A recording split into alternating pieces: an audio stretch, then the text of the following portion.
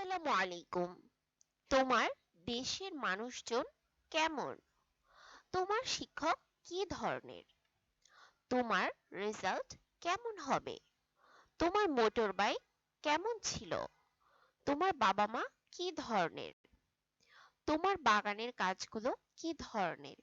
যখন আমরা এই টাইপের বাক্য মানে কাউকে আমরা প্রশ্ন করব মানে তোমার এই জিনিসটা কেমন ছিল, তোমার এই জিনিসটা কেমন, তোমার এই জিনিসটা কি ধরনের, মানে যখন আমরা এই টাইপের বাক্য বলবো তখন আমরা কিভাবে ইংলিশে বলবো সেটাই দেখব। কি ধরনের, কেমন, কেমন ছিল, কেমন হবে, এই টাইপের বাক্য যখন মানে এই টাইপের শব্দ দিয়ে যখন আমরা বাক্য তৈরি করে কাউকে প্রশ্ন করব তখন আমরা এই স্ট্রাকচারটি ফলো করব। What plus be verb plus subject plus verb plus object.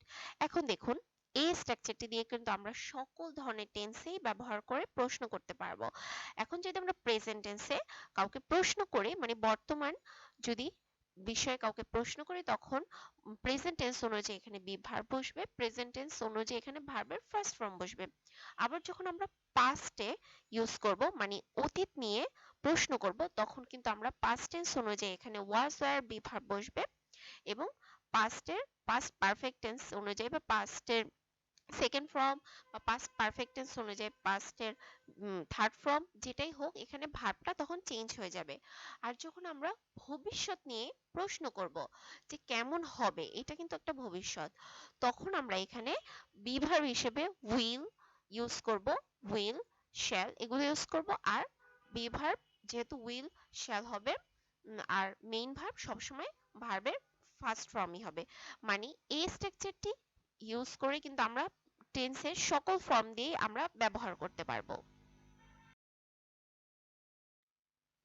তোমার শিক্ষক কি ধরনের? What is your teacher like? তোমার দেশের মানুষজন কেমন? What are the people of your country like? তোমার রেজাল্ট কেমন হবে? What will your result like? তোমার মোটর বাইক কেমন ছিল? What was your motor bike like? তোমার বাগানের গাছগুলো কি ধরনের? এই বাক্যটি অবশ্যই আপনারা কমেন্ট সেকশনে কমেন্ট করে জানাবেন।